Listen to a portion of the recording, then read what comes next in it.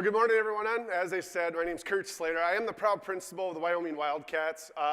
One of the greatest jobs that I've had a chance to do, not only being a principal, is the last 10 years, I've been able to work with the state of Minnesota around PBIS and training schools.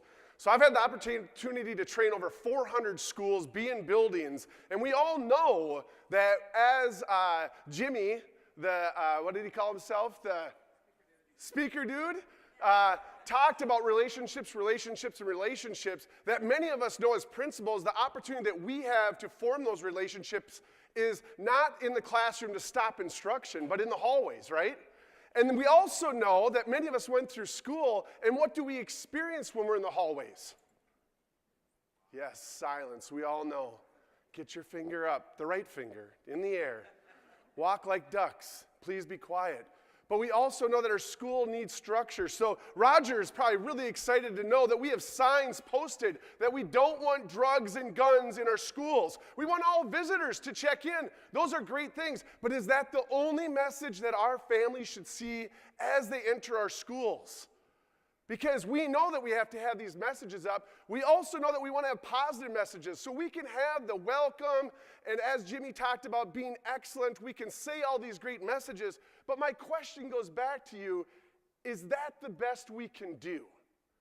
Is that the best way to create culture? If I went to your house, what would I see in your hallways of your home?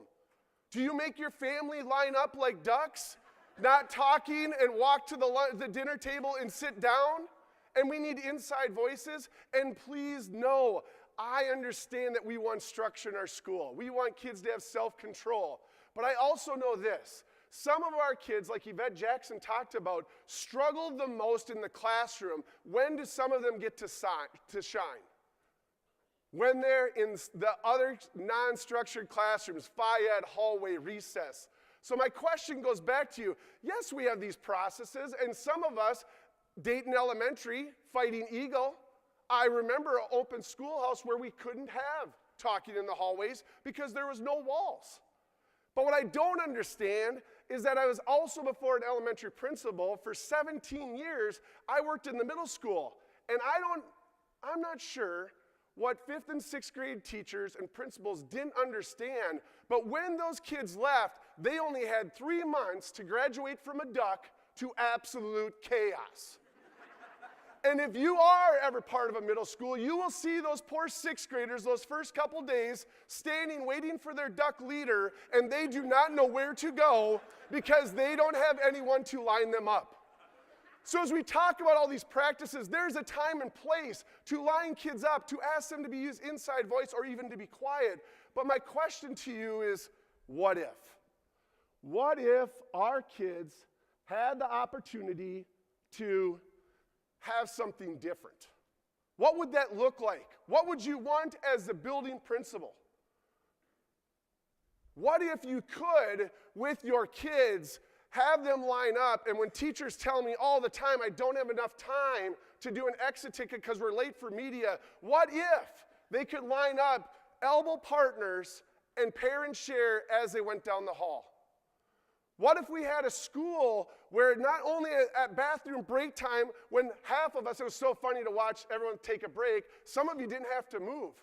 Just think if MESPA would have said all of us, okay, bathroom break for everyone, out in the halls we go, and some of you decided to use it and some of you didn't. What if your hallways were talking about things that mattered, like learning?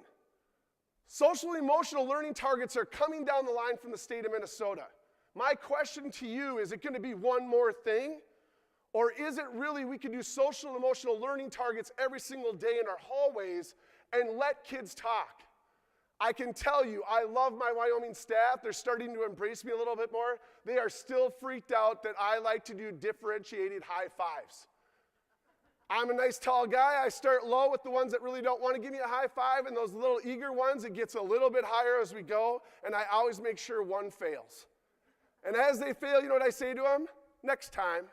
Now there's some teachers that freaks them out.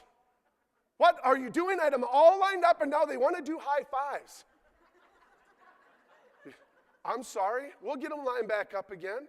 I didn't know that was going to wreck your day.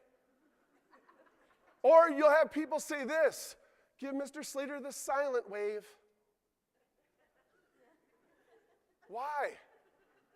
Why do teachers and principals get to talk about the weekend and, oh my God, MESPA was so great, and we got to hear Gary talk.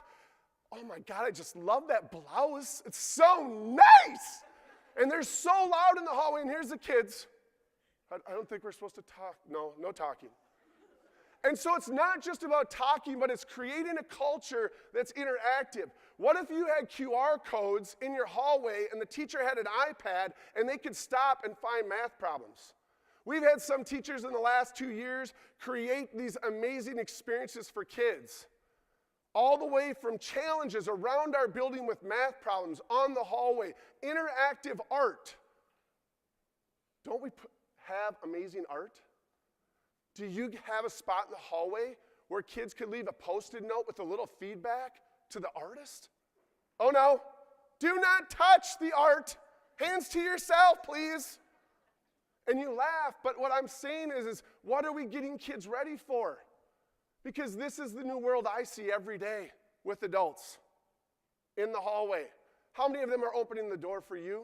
How many of them are greeting you good morning? And I'm not talking at your school, I'm talking at Walmart. I'm talking at Casey's. I'm talking at SA. How many kids are interacting with adults?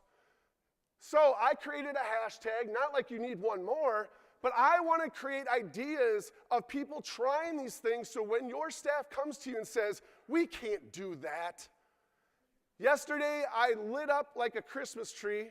Jessica would not be happy because I was on my phone, but I watched one of my 5th grade teachers teach the students a multiplication song, 5th grade, and they were skipping down the hallway, using their voice too, as they went.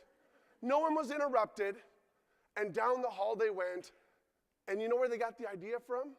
A 3rd grade classroom. So if we truly want kids to be the new black is discussion, and we really want kids to collaborate, can we please as leaders tell our teachers, we are okay with kids talking in the hallway. We are okay working on social skills in the hallway. And you know what? It's okay for those kids to interact with us as leaders because we care. I challenge you to make a small difference. You can't do it right away. Like Jimmy said, they'll think you drank the Kool-Aid. But I want to tell you guys that I'm so proud to be part of this organization and keep making a difference for kids. If you need more ideas, follow Principles and Actions. And if you need a book for every one of your teachers to read Kids Deserve It, because that's what we're here for, the kids. Have a great rest of the day.